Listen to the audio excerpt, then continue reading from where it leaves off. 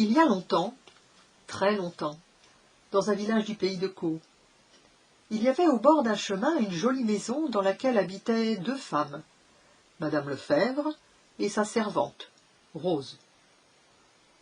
Madame Lefèvre était veuve. C'était une femme sotte, prétentieuse. Elle était aisée, elle avait du bien, mais elle était très avare. Rose était une brave campagnarde, une femme un peu simple. Un matin, Rose va au potager et elle voit qu'il manque des oignons. Alors elle crie, elle appelle « Madame, madame, on vous a volé des oignons, madame, venez vite !» Madame Lefèvre arrive en courant et elle compte. Ma foi, c'est vrai, on lui a volé 12 oignons. Oui, 12 oignons. Elle est doublement contrariée. D'abord parce qu'elle a plus ses oignons, ensuite parce qu'elle a peur. Et si les voleurs revenaient? Et s'ils l'attaquaient, Rose et elle, hein? Elle raconte cette histoire à tout le village, et bientôt tout le monde est au courant. Un fermier, qui est un de leurs voisins, lui dit comme ça, « Ben, si vous avez peur, pourquoi que c'est-il que vous prenez pas un chien ?» Tiens, oui, c'est vrai ça, un chien.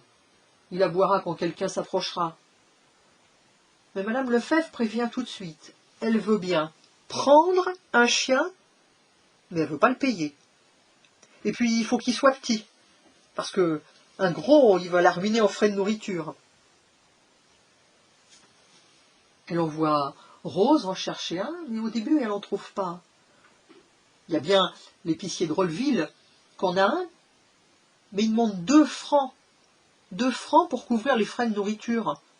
Elle l'a dit, elle ne paiera pas. Non, elle n'en veut pas de celui-là. Un matin, le boulanger, en faisant sa tournée, apporte dans sa voiture un petit chien. Tout moche. C'est un bâtard. Un de ses clients en veut plus, alors si Madame Lefèvre est intéressée, elle peut le garder. Comme il est gratuit, Madame Lefèvre le trouve tout de suite très beau.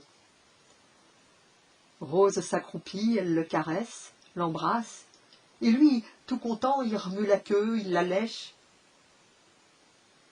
Il s'appelle comment? Il s'appelle Pierrot, madame. Et le boulanger s'en va, et Pierrot reste. Les deux femmes installent Pierrot dans une vieille caisse, et Madame Lefèvre lui donne à boire. Il boit tout. Elle lui donne à manger, il mange tout. Et là, Madame Lefèvre s'inquiète. « Vous savez pas, Rose, quand il sera habitué à nous, on va le laisser libre. Comme ça, il trouvera bien à manger en rôdant dans le coin. » Mais quand il est en liberté, Pierrot, il a faim, et quand il a faim, il aboie sans s'arrêter. En revanche, quand quelqu'un s'approche de la maison, il ne dit rien, et il va vers la personne en réclamant des caresses, en remuant la queue. Bon, tant pis. Allez, il est gentil, Pierrot. Et Madame Lefèvre l'aime bien. Des fois, elle lui donne même à manger de son fricot dans sa main. Mais il y a une chose à laquelle elle n'avait pas pensé. C'est l'impôt. L'impôt sur les animaux. Et quand on lui réclame 8 francs, oui, madame, 8 francs, pour ce petit chien qui fait même pas ce qu'on lui demande, aboyer quand quelqu'un approche, alors Madame Lefèvre manque de s'évanouir. Elle paiera pas. Ah non, elle paiera pas. Elle préfère s'en séparer du Pierrot.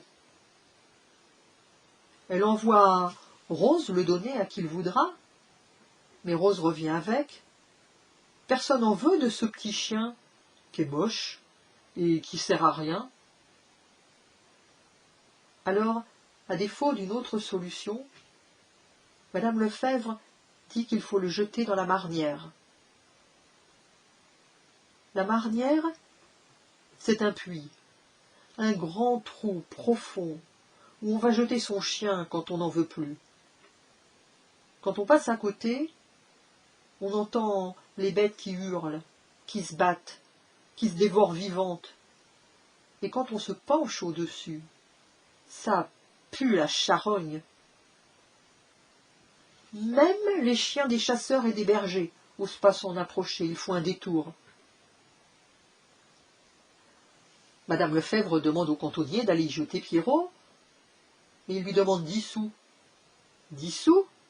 Oh, c'est bien trop cher. Le gamin du voisin, il veut 5 sous. Ah non, non, 5 sous, c'est encore trop.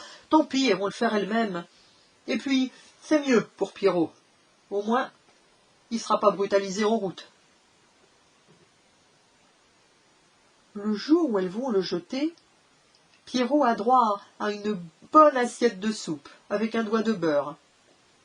Il l'avale jusqu'à la dernière goutte, et puis il remue la queue de contentement.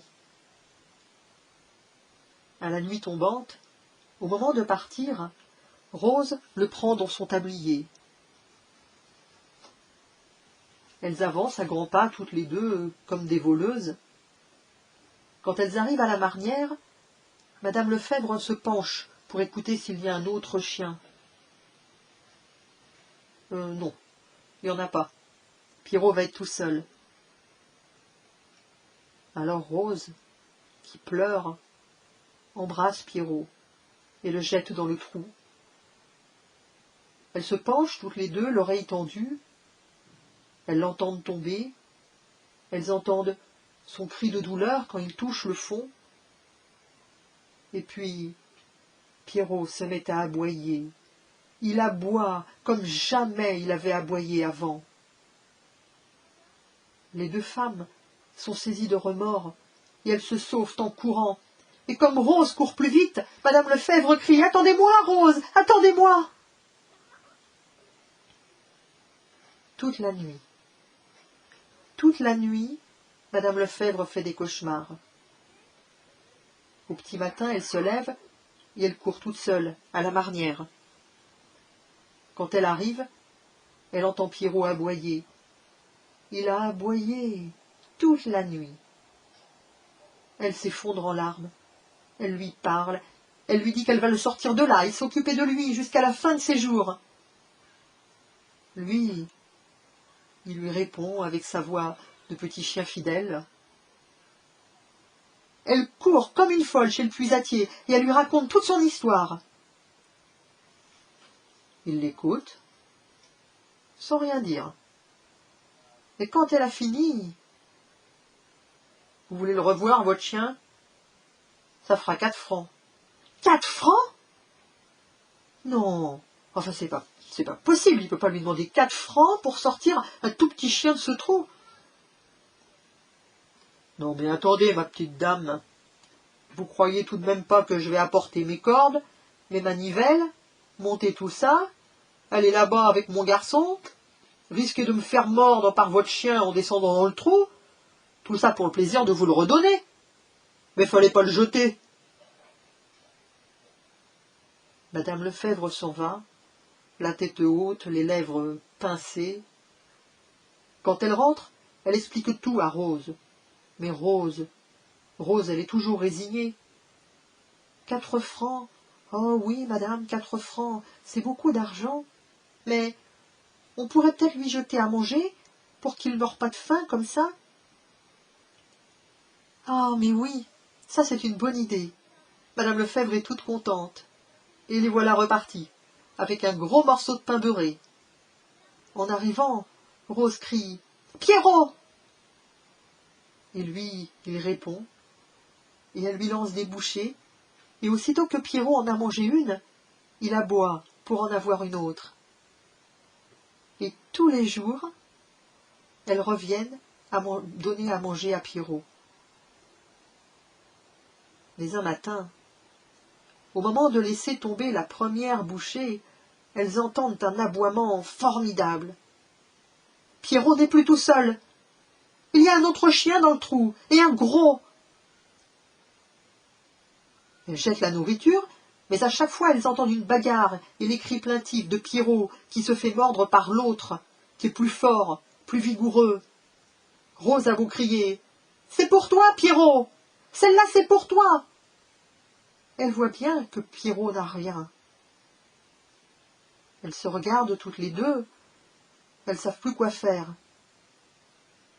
Et tout à coup, Madame Lefèvre dit d'un ton aigre: « Mais je ne vais tout de même pas nourrir tous ces chiens qu'on aura jetés dans le trou. Enfin, Rose, vous comprenez, faut qu'on arrête. » Et elle s'en va. Elle a gardé à la main le dernier bout de pain qui était pour Pierrot, et elle le mange.